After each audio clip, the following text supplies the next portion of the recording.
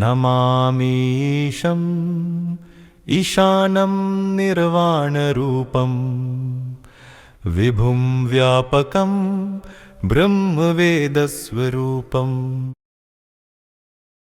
Namaste everyone.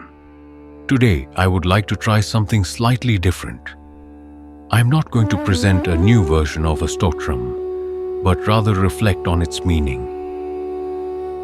The Rudrashtakam is a short Sanskrit hymn dedicated to Rudra or Shiva.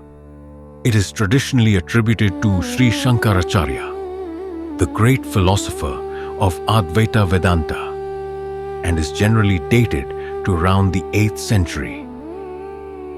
Though devotional in form, the hymn carries a deeply philosophical message, reflecting the non-dual vision at the heart of Shankaracharya's teaching. I will not try to give a lecture or a scholarly interpretation. Instead, I would like to create a contemplative moment and gently explore the message contained in the Rudrashtakam. नमामीशं ईशानं निर्वाणरूपं विभुं व्यापकं ब्रह्मवेदस्वरूपम्. The verse we just heard already contains some of the key ideas of the Rudrashtakam and roughly translates as: I bow to the Supreme Lord, whose very nature is liberation, the infinite all-pervading Brahman, the living essence of the Vedas. In this opening fragment, the Supreme Being is described as infinite, as all-pervading Brahman, and as having liberation as its very nature. This verse is almost the DNA of the whole stotram, so let us gently unpack it.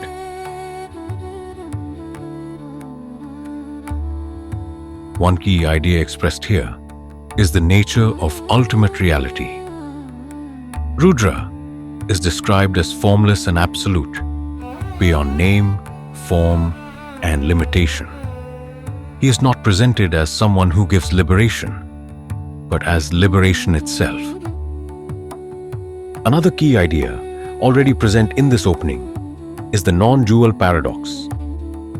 Rudra is transcendent and yet fully immanent. This becomes even clearer in the closing line of the same verse. चिदाकाशमाकाशवासं भजेऽहम्. I worship that reality which is the space of consciousness, dwelling within infinite space. Here, awareness is not something inside the world. The world appears within awareness. The stotram is quietly shifting our point of view from seeing reality as something outside to recognizing it as what is already present. A third idea that appears from the very beginning is the devotional path. This hymn is an act of bhakti, but not bhakti as dependency or fear. It is devotion as a method. By bowing, by surrendering, the mind softens and the sense of separation begins to loosen. Bhakti here naturally opens into knowledge, into jnana. This same movement is reinforced in the very next verse of the stotram. गिराद्यानगोतितं ईशं गिरिशम्. The stotram then introduces another central theme: destruction. Rudra is often misunderstood as a violent or terrifying force. But the destruction spoken of here is not the destruction of the world. It is the destruction of misseeing. This is hinted at in the line, Karala Mahakal Kalan Kripal. Terrifying, the destroyer of even great time, and yet compassionate. Truth feels terrifying only to what is false. To ignorance, it feels like loss.